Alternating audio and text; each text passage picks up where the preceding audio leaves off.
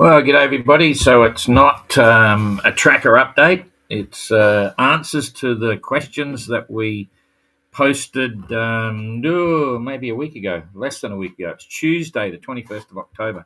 And so I'm going to give you the answers to that and talk about the results. I can give you the results now.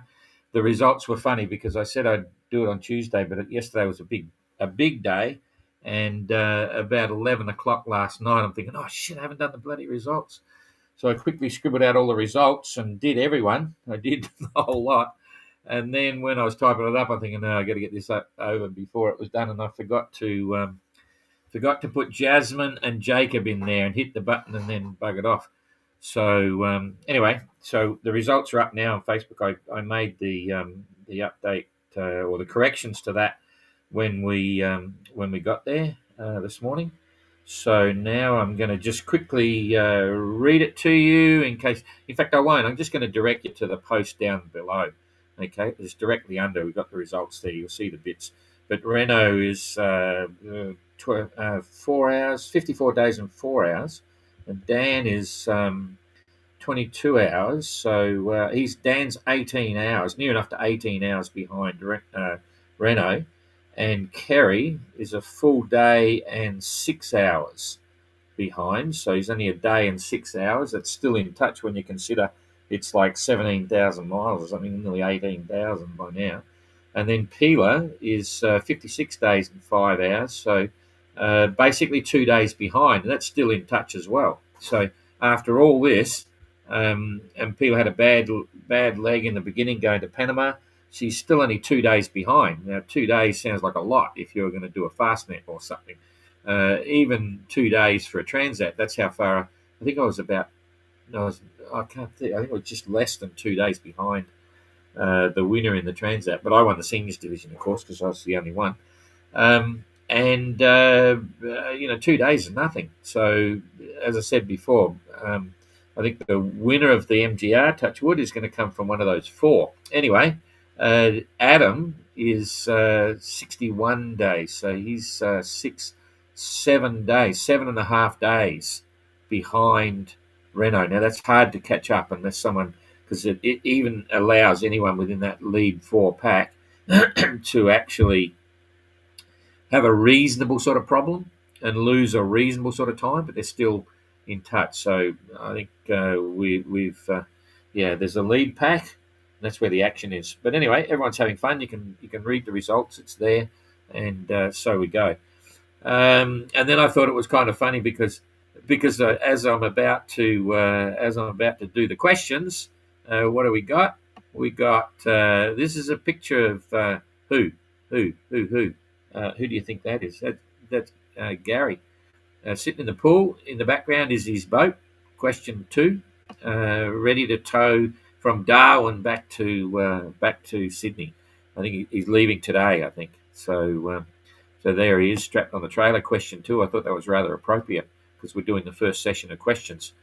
So, and we just did the results. And just to let you know, Eric is relaxing, catching up, recovering, sorting out the boat. We haven't had a big chat yet to do the review. So I think what will happen is at some point, I'm not going to do it live. I'm not going to put him under pressure.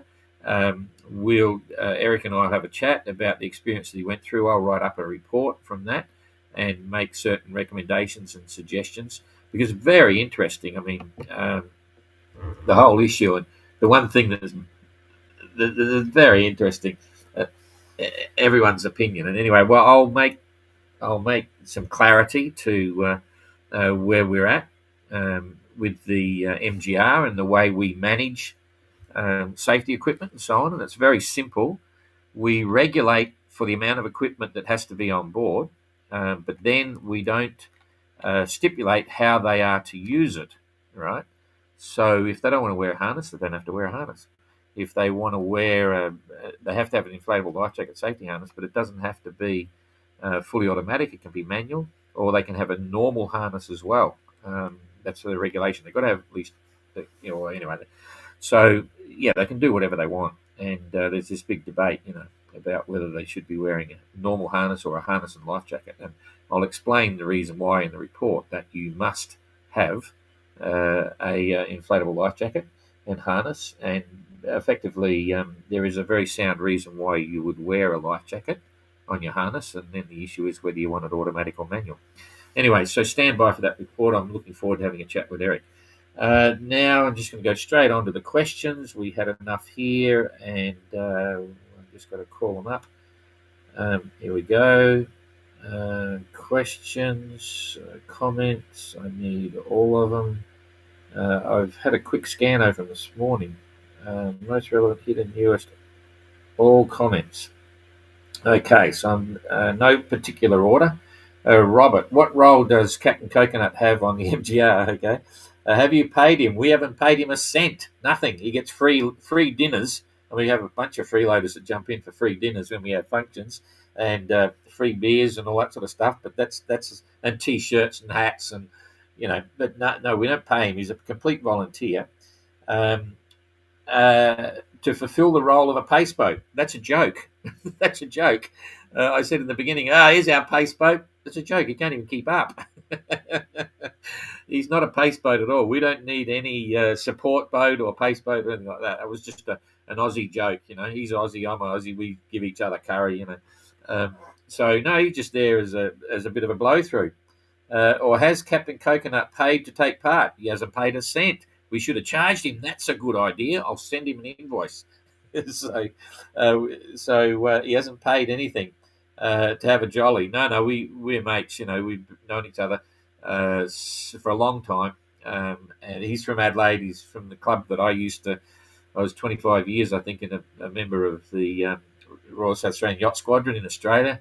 And it's amazing. South Australia and Adelaide, I'm not sure why, but we've had Adelaide entrance in all of our events, right? And it's just insane. But anyway, that's the way it goes. So why is Coconut so far behind the rest of the yachts? Well, he and Jill, in fact, Mark was a very bad boy because Jill was a crew member on Explorer in the Ocean Globe race, and you're not meant to, Anyway, so now Mark and Jill are a unit, partners in crime, and so. Which is really crude because they match each other like cheese and chalk, Anyway, so Mark's on his way around the world again, as you know, and Jill is joining him at various stages. She's on board now, and I think she gets off in Durban and goes back to England for Christmas, and then she'll come back again, and it's amazing, great story. They're having a holiday, and that's their own adventure. So no, he's not officially involved with anything, but he sent me a big message. He's due to arrive in Mauritius very shortly to catch up and sort of say goodbye to the fleet because he wanted to stop in Rodriguez, but if he did, he'd miss the fleet. So once he gets there, the fleet will race away, and Mark won't catch them again because he's going to go to Reunion, spend some time in Mauritius, spend some time in Reunion, spend some time in Durban. And then he's going to leave the boat in Durban and fly back to Australia for Christmas, and then he'll be behind the fleet. So it looks like he's not coming to Antigua. He's going to up the Atlantic, and he's coming back to La Sable d'Olonne the end of next year to just hang out with mates for the start of the race. I don't think he's going to do the GGR again. He hasn't said anything about putting an entry in. I'm sure he's not. I hope not. He caused some issues last time. So yeah, that's the story of Mark and Captain Coconut. He's having fun. He's always part of the game. He's never been a pace boat. That was a joke. He's just pretty nice guy, interesting boat, great character. So there you go. Robert, in my view, the risks sailing from Durban to Cape Town are very difficult to quantify. Absolutely, I agree. We've been talking about this for years. Even in the Southern Hemisphere summer, I agree. Pretty challenging. Consequently, in order to mitigate risks, I think that the whole MGR fleet should have mass starts, start at Durban and sail as one, 2 non-racing flotillas from Durban to Cape Town. No, it's a race. So they're not just going on a rally. It's not a flotilla. Oh, a racing flotilla. Okay, I accept that. To Durban and Cape Town with larger crewed yachts skippered by knowledgeable, experienced local yacht captains, masters who would lead. Don't be stupid. Jeepers. With respect, I'm saying that, Robert. I appreciate the question, and I know where you're coming from. So I'm just being Aussie emotional. No, this is a race. The boats are independent. You got to understand, at 2 o'clock in the morning, in 15-meter waves, 200 knot winds, all that sort of stuff, an escort boat does nothing. It can't do anything for you, right? You're on your own, and it's that critical moments, when the shit's hitting the fan. And if you're not prepared to look after yourself, you shouldn't be out there. The second part is that yes, sometimes things go wrong. Okay, and then I have a critical point of reference, and I've been very fortunate, touchwood, in my adventure career. I've never had to be rescued, and I've never been involved with any of our own adventures where we've had to, and I'm not referring to the events that we do, had to have anyone rescued. We've managed to get out of every situation on their own, touchwood. However, if the day ever comes when I have to get rescued, right, I have a very important principle. I need to look my rescuer in the eye and say I did everything possible to minimize and mitigate the risks of the adventure that I was on. And it can happen to anyone. And now that's happened, I've done everything I possibly can to make your life, as in the rescuer, as risk-free as possible. In other words, I've got to be comfortable that I haven't been a reckless adventurer. I've been a responsible risk taker. And secondly, I've done everything to help the rescuer get to me and try and save my life. And if you work on that principle, life is full of adventure. You shouldn't just sit at home and watch TV because you're worried about it. So it's a nice suggestion, Robert. I know where you're coming from, but it doesn't work. This is a race. This is an adventure. We don't have a policy of having support vessels and all that sort of stuff. I don't think it does a lot, and you'll see what evolves. There's a very good plan. We're working very closely with everyone in Durban. There'll be a lot of local knowledge and advice. All the boats have got really good communications. They've got 2 satellite phones. They've got 2 YB3 satellite positioning devices and satellite texting units. They've got good weather forecasting. They can get on the phone and talk to anyone about weather and advice and get routing advice in emergency situation. So it's as good as it gets. But at the end of the day, we're not going to stop the race and go boom. However, everyone knows, within the fleet that first of all, now we're having a mass restart just to get them to Durban. When we get to Durban, we may be flexible based on weather. We've already set up a system where there is 16 days of free stopovers for any entrant going from Durban to Cape Town, and that should allow for about 3 weather systems to stop for 3 weather systems wherever they want. No one's disadvantaged in the race. So let's just see how it plays out, but I'm not a big fan of escort boats because I don't think they can do anything. And experienced local yacht captains that can talk to everyone. There'll be a lot of local advice and opinions and assistance getting around. So, but thanks for the question, Robert. Rachel, I know you only said 2 questions, but I'm dyslexic. Yeah, sure. I can't count. I know. Neither can I. Could you do a video on how to read navigation maps? No, because they're already available on YouTube. And how to plot your routes on these maps? No, because it's all on YouTube. I would be interesting to learn how, as a sailor, you plot your route based on your ideal route, and that too of a realistic route to suit the weather conditions. Rachel, the best thing you can do is just 2 things. Get on Google and just Google your question on Google, and you'll find answers, and you'll find courses even. They're free. You get lots of instruction. And then get on YouTube and just start working your way through, because YouTube's got everything. I mean, it's some fantastic things. You can sit there and watch a half-hour show or whatever, and it'll explain a lot of that. Lots of sailing courses as well. But in amongst the how to sail courses, which are free on YouTube, you'll find navigation. There'll be a section on navigation. There'll be a section on safety. There'll be a section on sail selection, reefing, trimming, all that sort of stuff. So it's all available on YouTube, and we're flat out. I have interesting. You might be interested to know how we handle social media. We have a very simple principle. We don't do entertainment, right? We do news and information. So everything we do, in principle, on YouTube, a little bit of Instagram, and on the web and things like that, everything we do is all about news and information or opinions. We don't do entertainment per se. So anyway, okay. Question one from Rachel. With regards to sail on the boat, what is the purpose and function of each sail on the boat? YouTube.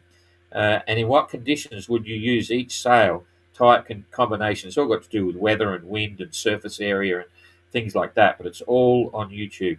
Each of the sails, given the harsh wind and storm heat conditions, they are all enduring. Well, that's an interesting point, because we know that the sun, the UV, and everyone knows this, or sailors know it, that the longer they stay in the sun, the more they break down. Our sails are very good sails. They're pretty strong, pretty resilient. It's a balance on many areas, but they're copping a lot of sun, and there are some issues with that, especially with the lighter spinnakers and so on, and also chafe and wearing out sails and so on. So what do all the smaller flags on the boats mean too? What is the procedure for these? The small flags, there's different ones. You can read them if you see a photograph. There's MGR, which is mini globe race. There's the big black one that talks about the mini globe race and the transat as well.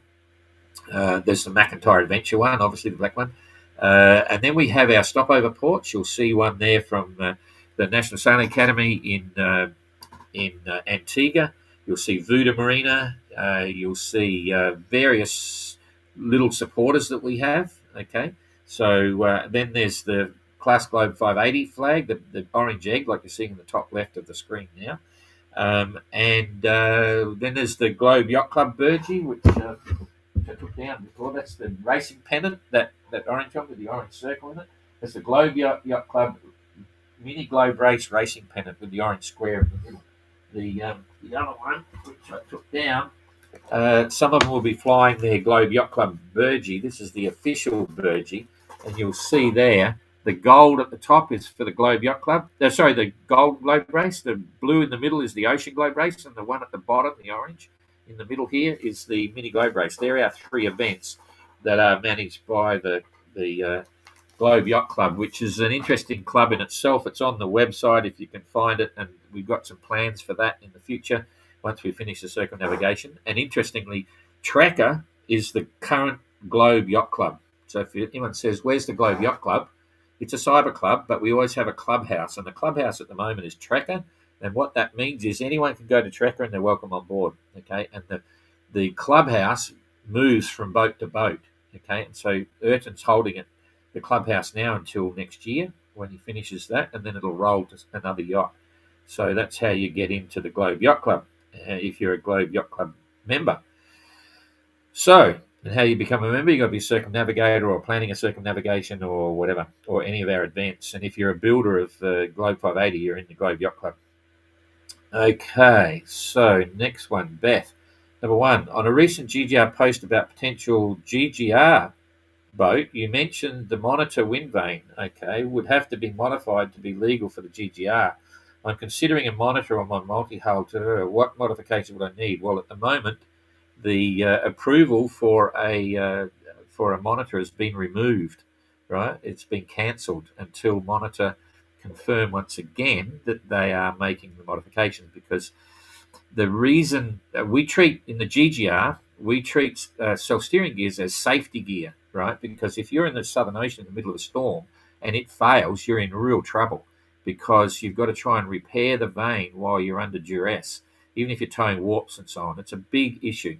And wind vane failures were a direct result of boat big issues, right? Dismastings and all sorts of things.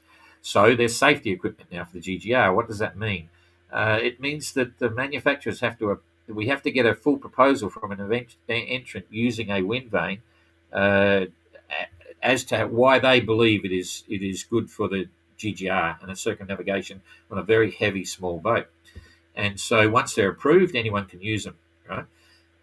So the current approved ones are Wind Pilot, Aries, Hydrovane, Cape Horn, what else? So there's a couple others as well. And Monitor was approved. The reason we questioned them was that there was one. I'll just give you one case. I'll give you two cases for the Monitor.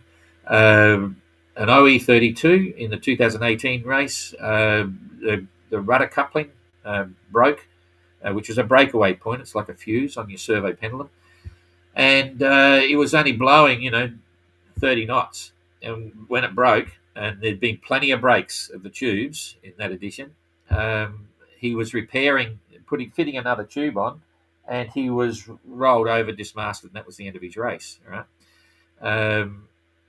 Susie Goodall had a monitor. She kept breaking tubes as well, which put her in challenging situations.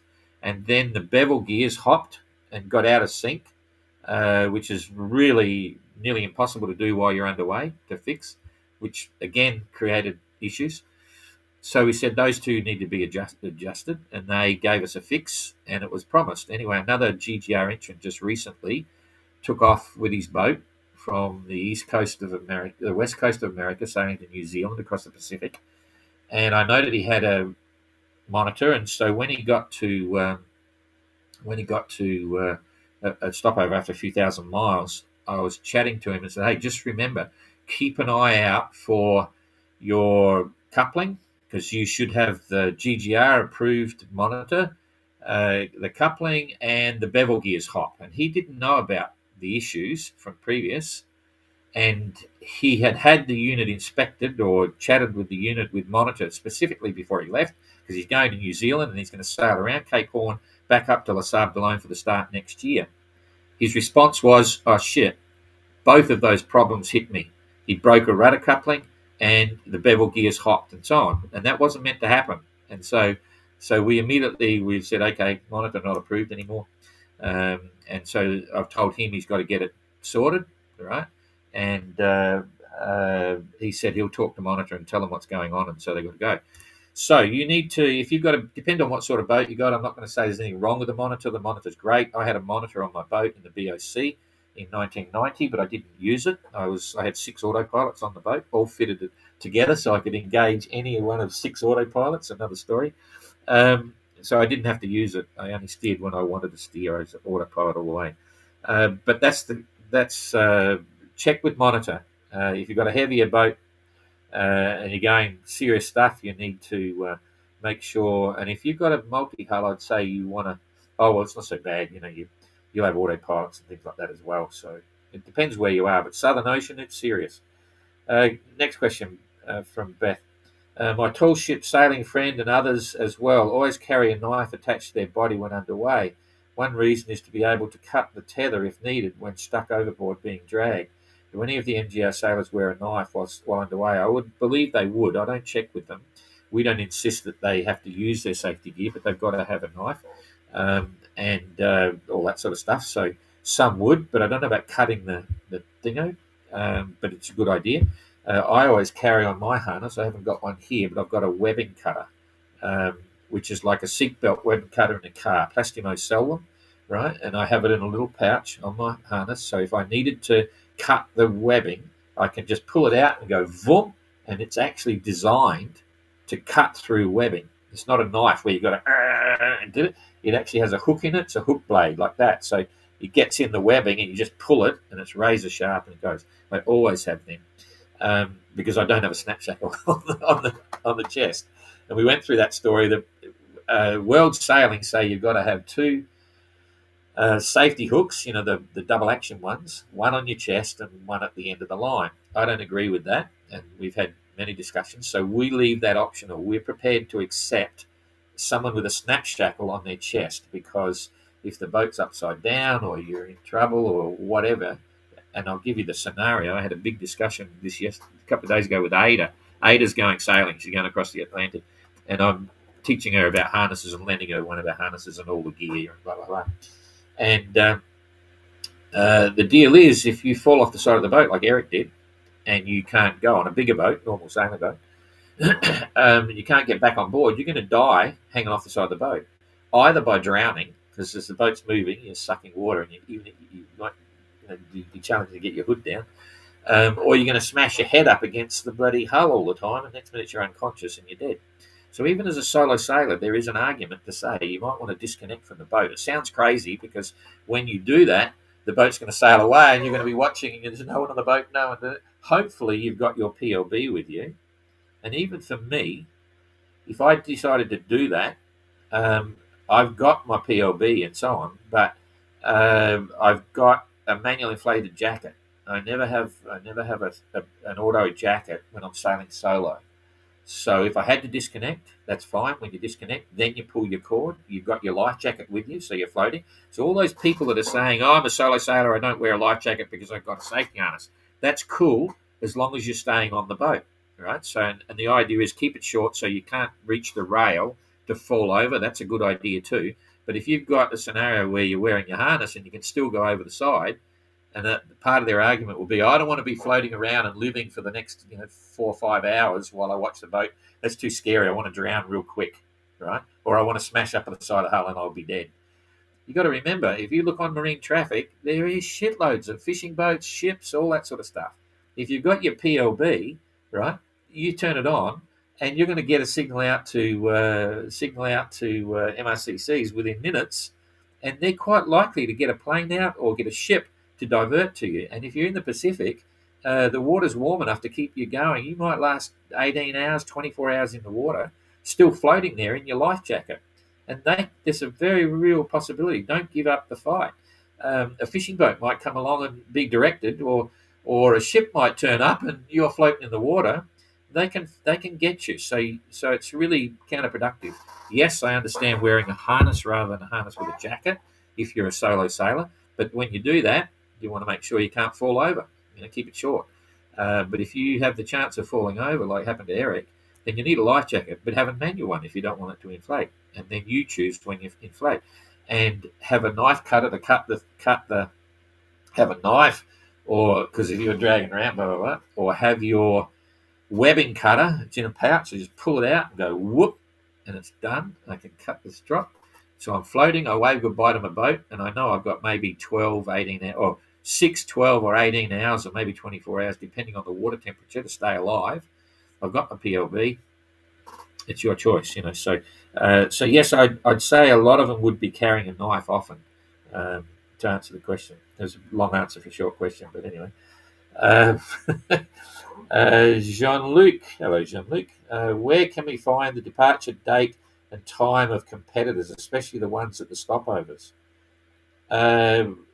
Well, you can watch the tracker and you can see when they arrive, right, approximately, and they're going to leave all at staggered times. So, in other words, if it's a 6-day stopover, as in Rodriguez, and you see them arrive at 2 o'clock in the morning, right, then they depart exactly 6 days later, right? So 2 o'clock in the morning there.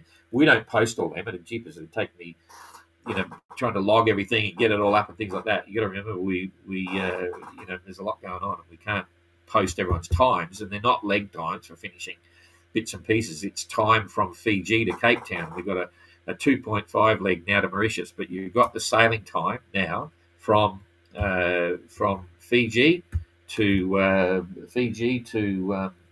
Mauritius, and you can see their relative positions, which you just spoke about. It's an interesting point. I suppose people would love to know exactly what the times are between the legs, but we don't post that. It's too much work.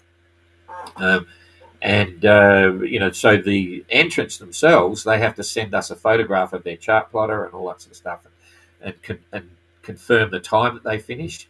And then once they've settled down, they've got to get the time of the entrant that was before or after them, so that they've checked someone else's time, and then they can confirm when the boats are leaving that no one's leaving earlier than they should or shouldn't. And so there's quite a bit in that. But the pit stops are 23 days of pit stops, or effectively 23 days from Fiji to Mauritius at the moment. That was the total of days. It was 5 in Thursday Island. There was 12 in Cocos Keeling for the lead pack, and then the others who came in late got 10 days, and we've adjusted that. And the same in Rodriguez. In Rodriguez, the lead group had 6 days, but if you go to the tail enders at the back, the back two, Ayrton and Josh, had 4 days in Rodriguez, and then Eric and Jasmine had 5 days, and the rest had 6. So we adjusted that in the results as well. So That's how it works. But it is too hard for us to try and work everyone else's times there. In fact, what's that scale? Are you keeping track on that? Class 2, Jasmine, origami, Kerry, gain places, 5 to 6 knots. You're doing a bit of a thing there. Yeah, it's beyond me to try and keep up all the statistics. It'd be good if someone wanted to do it, but it's a huge job, and we just don't have the capacity. Susie, I need a sail or swim, and was told about Little Wren. As I'm from Northumberland, I started to follow the daily tracker. I'm totally hooked. You're all inspiring for different reasons. Wishing you all safe passage after some well-earned rest. Good on you, Susie. Yeah, it's quite, I suppose it's quite strange and fascinating for a non-sailor. And that's what happened to the GGR as well. We've got a huge following of non-sailors. Exactly the same thing happened, where they said, God, I'm learning so much about world weather and blah, blah, blah. So glad you're enjoying it. Ian, what selection of books and reduction tables do the entrants need to carry on board so they can use celestial navigation if necessary on their voyage around the globe? Okay, the way that works is if it's there's different types of tables. There's aeronautical tables, there's the nautical tables, and so on.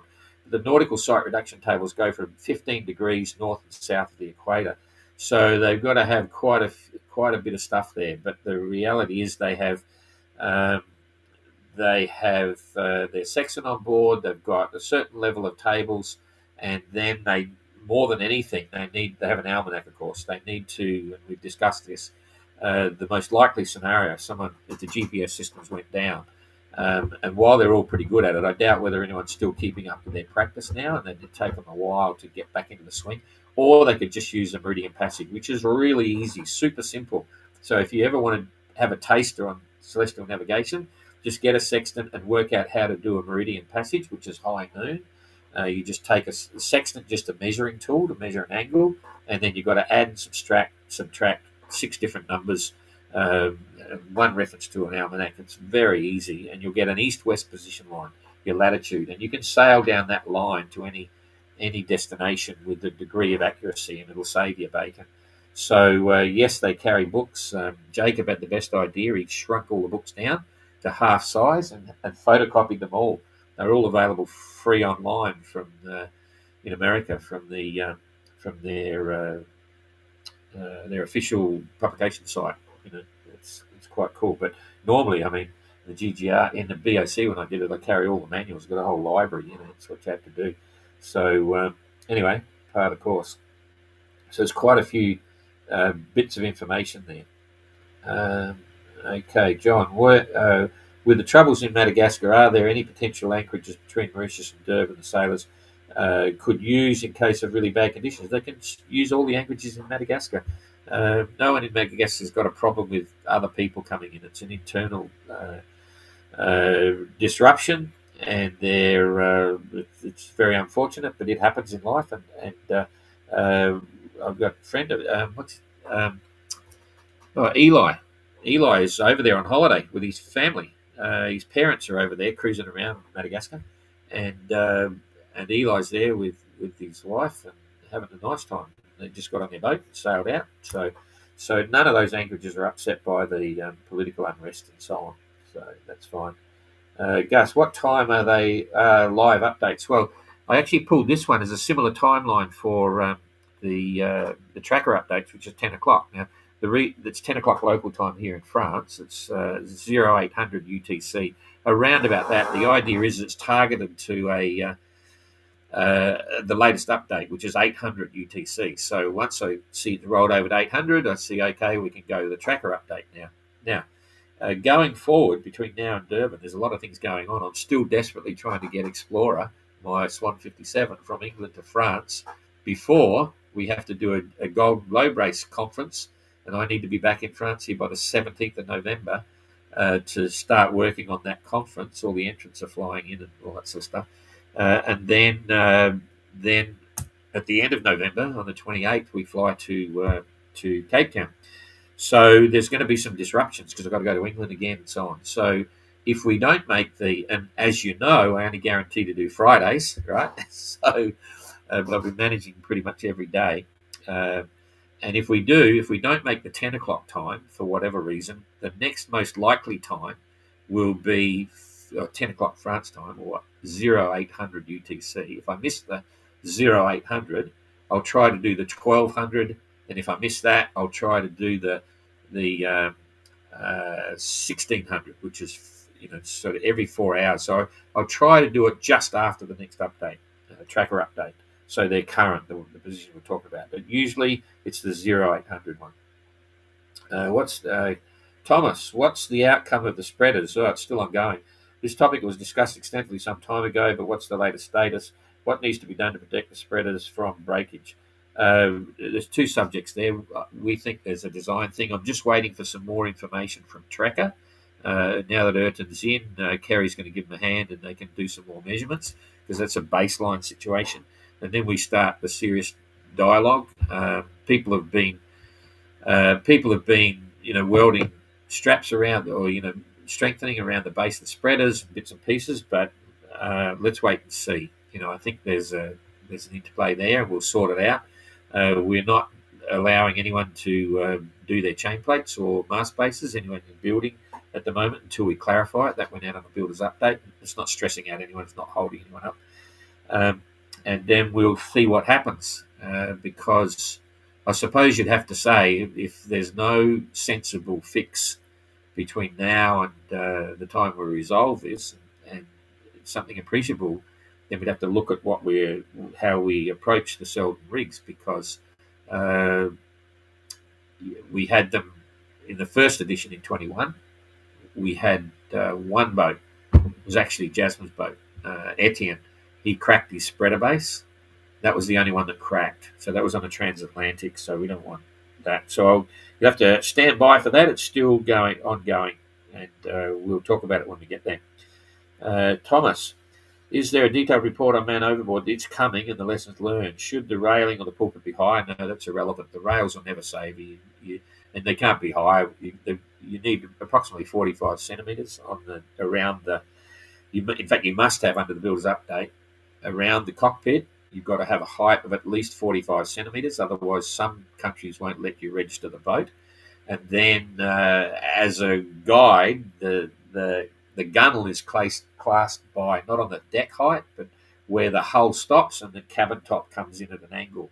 So you should be 45 centimetres up off that, and that's easy to do because the deck is up higher and people put them up there. So the rail's not going to stop you going over. The only thing that's going to stop you is your tether. And we insist, as you know, as a builder, on lots of secure points all around the boat. And the idea of that is that you have a very short tether and you just hang on to it. You'll be on your knees. You very rarely have to stand up. But you'll be on your knees. And if you have a short tether, the idea is that tether should stop at the rail, right? So if you're still on it, you can't go over the side. But again, most harnesses have a longer tether, even with your 3-clip tether that allows you to put one on your chest and have a long, sort of stretchy line, and then one shorter line. The short line is sometimes even that's a little bit long. So it's up to the person. But the height of the rail, you can't have a 1 metre rail on a mini. It looks stupid. Should the railing on the pulpit be higher? You can do it if you want. There's nothing to stop you doing a higher rail. Detailed procedure for coming on board. Well, again, we've discussed this. We insist on a ladder at the back of the boat, but then you've got to get from the side of the boat to the back of the boat, and that's challenging. There's various ways that I've discussed. One is on the GGR boats and things like that. I always suggest, we nearly made it law, but we didn't. They should have like a prusik loop. It's a little bit of rope that you have connected to your safety harness. A very light line, has a foot strop in it and another clip, right? And the idea is that if you're hanging over the side and you can't get back, because on a 36-footer it's a bit hard to go all the way to the back of the boat, you clip the clip on the tow rail if it's a normal Holy tow rail, or if you can't, you try and reach up and clip it on a stanchion base or something like that, and it gives you a foot strop, and you'll be streaming alongside the boat, but you can reach down and put it on your foot, and then that's like the first step up of a ladder to get up. That's Etienne sending me photos. Maybe I thought he might have been watching. So with that foot strop, you can try and then use your leg muscles to pull yourself up onto the boat, even if you're streaming at an angle. So that's like a prusik loop in climbing. And then the other one is a couple of the GTR guys have done it. You have the like a dolly line from the bow hanging down along the gunnel all the way to the stern, and then with your second harness line, if you've got a 3-clip system, you clip it on that line and then try and disconnect your other one, and you can slide all the way back to the transom. And when you get back to the transom, you've got your ladder or thingo. Now, we nearly in Fiji we're going to make that mandatory, right?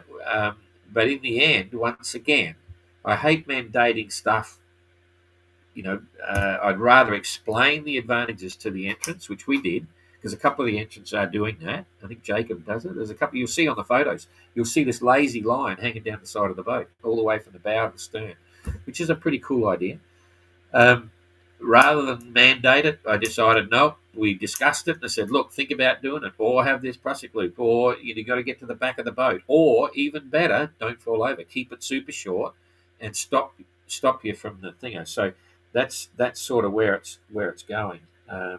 That's where it's going. So that's the training coming back on board. Can you train or practice getting back on board the Class Globe? In the OGR, we made every crew member in the OGR, which is the Ocean Globe fully crewed boats, every crew member has to have gone through at least 2 man overboard exercises on the boat, because so a new crew member joining in Cape Town, for instance, if they haven't been on the boat and done a recent one, it's part of their sign-off. They've got to do these man overboard exercises.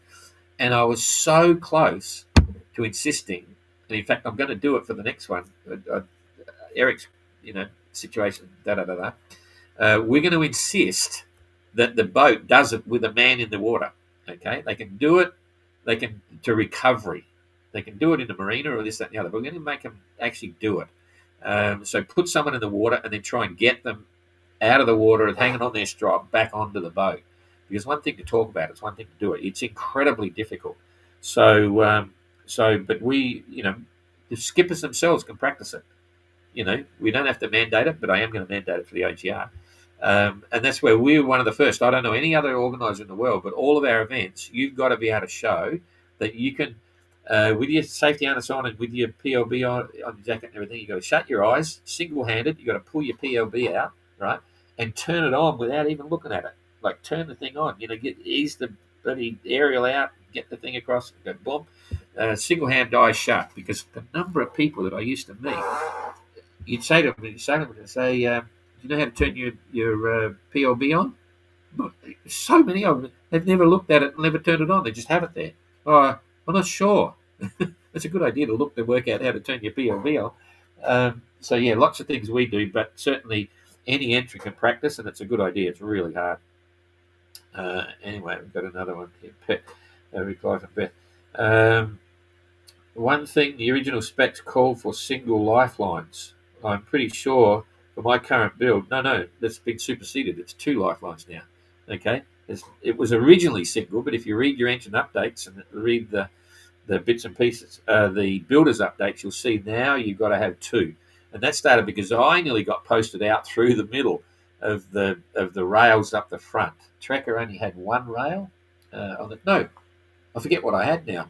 But anyway, I was spread-eagled laying down on the foredeck, and the boat went sideways. The mast didn't go in the water, went a long way, and I'm looking straight down. And if I wasn't hanging on, I would have gone straight through the rail. So from that point on, we insisted on two lifelines all the way around. So Sun Bear, as an earlier build, his grandfather, no, it's not. He's got to have 2. He's got 2.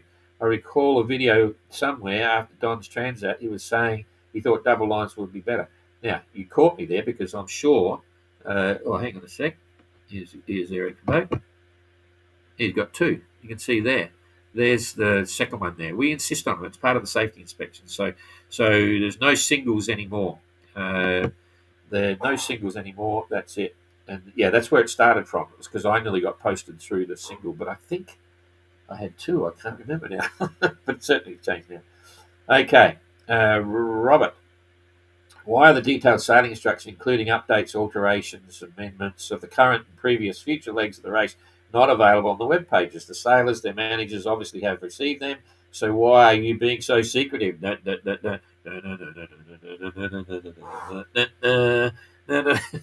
not secretive.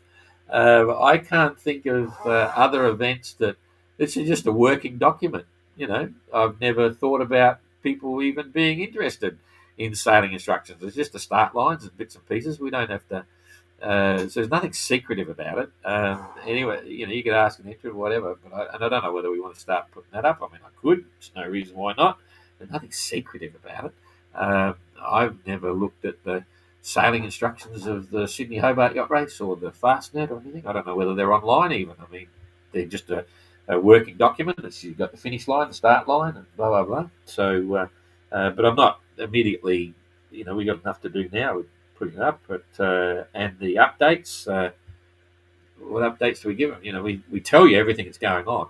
We show you if you follow the bits and pieces, you'll see the start lines are shown and the bits and pieces. So, and the sailing instructions, a lot of technical rhubarb, just on bits and pieces, but we always bring it up. We don't worry about it, So, anyway, so yes, the sailors, the entrants, and the managers, they all get that as part of their safety stuff. But we don't, we have lots of documents. We don't share everything because it's, I don't know, we're not secret. But oh, that's the last question. Okay, so there we go. That's 3/4 of an hour. Okay, so thank you for that. I'll check here if there's any last minute ones, and we'll do this every few weeks. I'll put questions up because I know some people don't watch all of the trackers and stuff. So, g'day. Let's see. I'm watching every day from Darwin. Good on you. Good evening, Don. Yeah. Christine. Good morning, Christine, from Cap Milchusero or whatever. Anyone undertaking a passage or who's got a boat should know all that. Yeah. Exactly. We sailed, g'day Rolf, we sailed around the world with a sextant in the 70s. Nowadays, people don't even know what a sextant is. Oh, I don't know about that because, honestly, the GGR, going back to 2018, we started talking about it in 2015. It is actually, in its own way, is creating a new resurgence in sextants. Okay, every time I see a bright orange, every time I see a safety orange Dodger, I think, oh, jeepers, because we never used to see safety orange Dodgers until we did the GGR, which was sort of mandatory after a time. Lots of little things that we do that people are picking up on, and certainly I see, maybe because we're involved, I see more and more people getting excited about the idea of using sextants and stuff like that. It's quite a good skill to have, and the way the world is now with all the conflict everywhere, and there's going to be wars in space soon and all that sort of stuff, knocking out satellites and bits and pieces. Good idea to have a sextant and at least know how to do a meridian passage. And that's now mandatory for the Transat. For our Transats, they've got to have a sextant. They've got to be able to prove they can do a meridian passage because that'll get them home if the GPS and the other versions of the GPS get knocked out. Thanks, Paul. Glad you're enjoying it. David, I also went looking for the sailing instructions on the website, but maybe I just details obsessed. Okay, well, I'll have to have a look and maybe we can put the sailing instructions up, but don't tell anyone. Okay, I'll have a look at that. I'll talk to Rob and see what we can do. Okay, thanks for that. Have a good day. I'll put this one up and I'll say goodbye. See you later.